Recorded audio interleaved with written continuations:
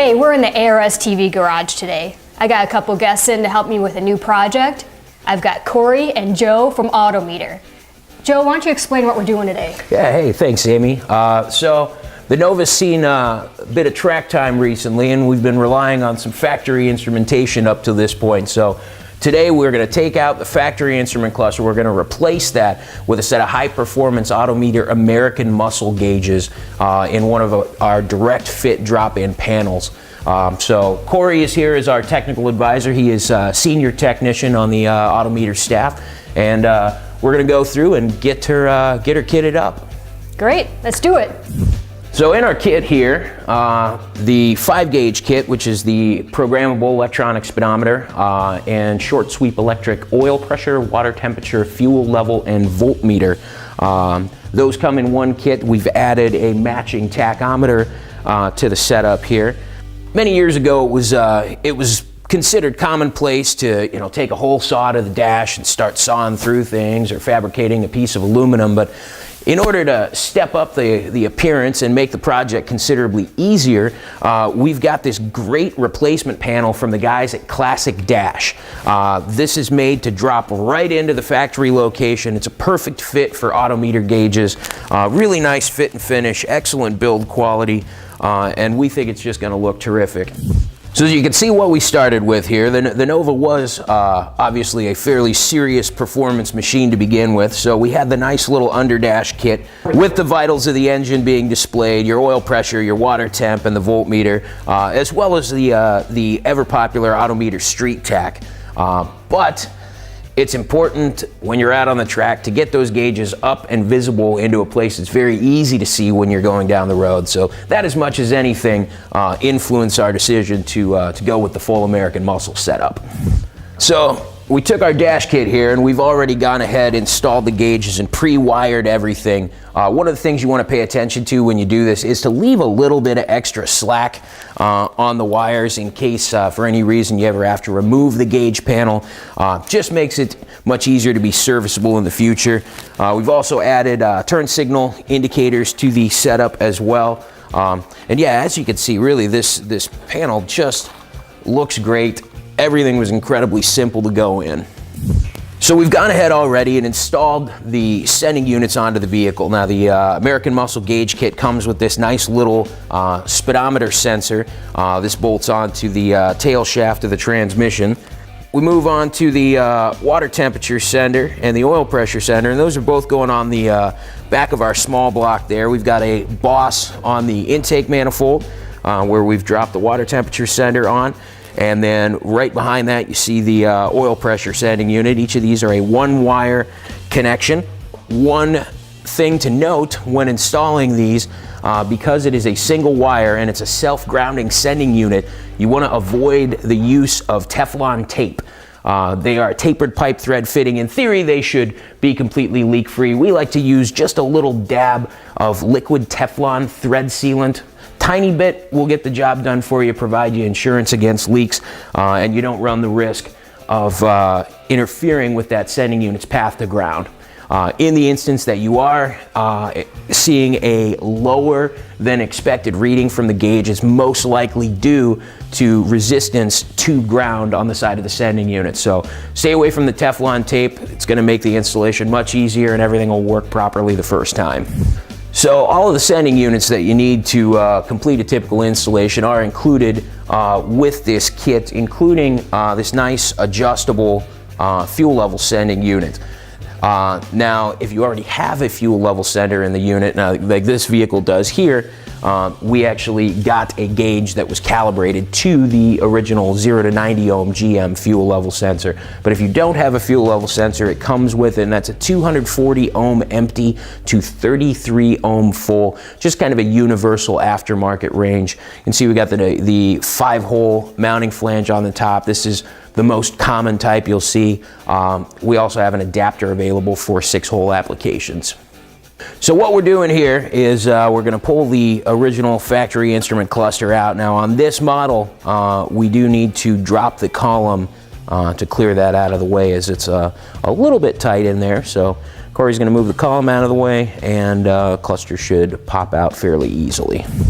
So one of the interesting things on this original cluster here is if we look on the back, the wiring is all labeled, you know, dark green, dark blue, light blue. And if you want to test to see which one does what, you can actually shine a flashlight through the back of the unit to see what socket does what. So nice little piece of engineering that the General provided for us there. Everything removed, we are actually going to get rid of a number of these factory light sockets here. And you'll see what Corey does when he clips them. He actually folds them over and puts a little heat shrink tubing on them to keep that nice and safe. So what we're looking at here is the factory instrument cluster had a generator light. When you look on the back, this is a brown wire. So going to the cluster here, we've got a brown wire with a pink. The pink is power, the brown serves as a ground. So anytime the alternator is not charging, this brown wire acts as a ground, thus lighting up the light, indicating that your charging system is not charging. Once you start the engine, this energizes the alternator, and that brown wire is no longer ground. It now serves as a power. So when you take power on the brown, power on the pink, that actually does nothing, thus causing the light to go out. If you were to cut this out of circuit, and just dead end your wires, tape them up, eliminate them, what could potentially happen is either your charging system is not going to charge, or you run into a situation where it doesn't charge until you blip the throttle or rev the engine once or twice, which then ends up energizing the charging system. One of the things you'll notice is when we clip these out, one, we do leave a little bit of pigtail left rather than taking it right to the base. That way, if we want to reinstall them in anything at any point in time, they're still usable, and that keeps the factory cluster able to be used in another vehicle. Additionally, we stagger them, so when you're actually making connections on them, it's much easier to solder or crimp connect onto those. And folks, please be careful using open flame anywhere in a vehicle. Technically, a heat gun would be the right tool for the job here, but as Corey is a trained professional, we allow him to improvise somewhat. Okay, now I've got most of the wiring cleaned up here. I've taken some heat shrink, put it over the ends of the wires after folding the wire over, keep it all intact, zip tied it to the original harness. Now what I'm getting ready to do is verify the wires that are left over for turn signals. So for instance, I turn the key on, put the left turn on, and just using a simple test light, I can see that I've got the right wire here. So in this case, we've got two dark blue wires that we know are supposed to be for the right turn. So here's our dark blue on this side. So we know that this is going to be our right turn on this side. And now we've got left turn on the light blue wire. So when you go to extend a wire, if you don't have an appropriate connector, you can just go ahead and make a cross out of them like so. You can simply twist them together so that you make a straight line splice. Now once you're done with this, you can go ahead and solder it and heat shrink it. Okay, these factory J clips here have got to come out because the new panel gives you new screws and they give you new clips. So to get these out, just pull down on it gently with a screwdriver and just pull it straight out. The new ones will just slide right in and snap in place. In this case, they've given us new J clips to install into the dash. You'll notice that as I put this up here, it's very loose. So simply take a pair of pliers, squish this together just a little bit, tighten up the gap, and you can slide that up there and it will stay. So at this point, with all of our connectors set up, we're going to go ahead and start plugging everything in. Like we said before, we left a little bit of extra slack there, so if we ever do need to remove the panel for any reason, it'll be nice and easy. And we've got these great little insulated connectors there. Assures us a nice connection, and again, something that can be easily removed for servicing or whatever need may arise.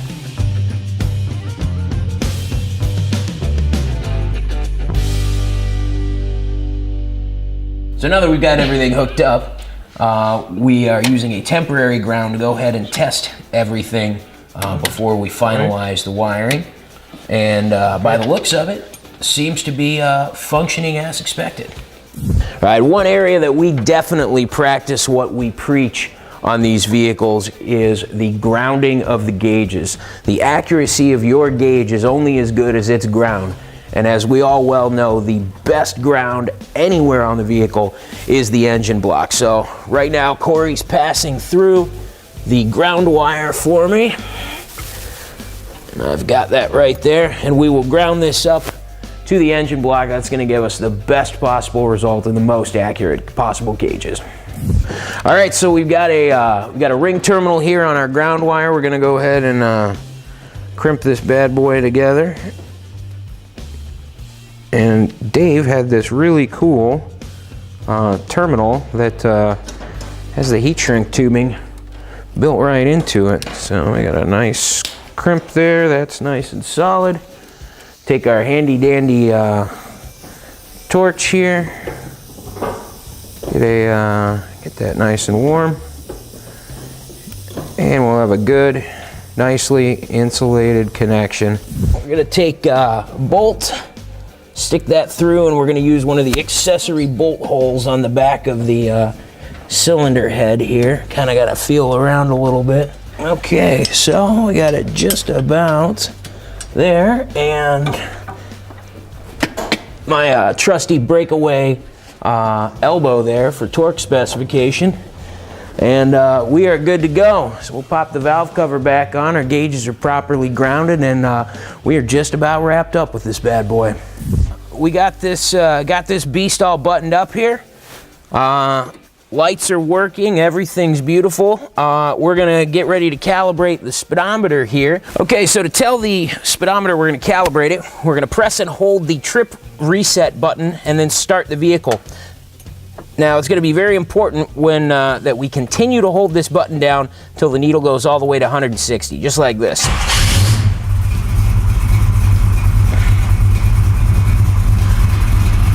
Okay, so now we're sitting pretty at 160. When we're ready to calibrate, we're just gonna tap the button once. It's gonna drop to the 12 o'clock position. We drive for 2 miles, and at the end of our 2-mile drive, we tap the button one more time. Bada bing, we are calibrated and in business. Good stuff. So, huge thanks to the good folks at ARS TV for having us out. If you'd like to learn more, please check us out on the web, www.autometer.com. You can follow us on Facebook, Instagram, Twitter, or our YouTube channel. Thank you so very much.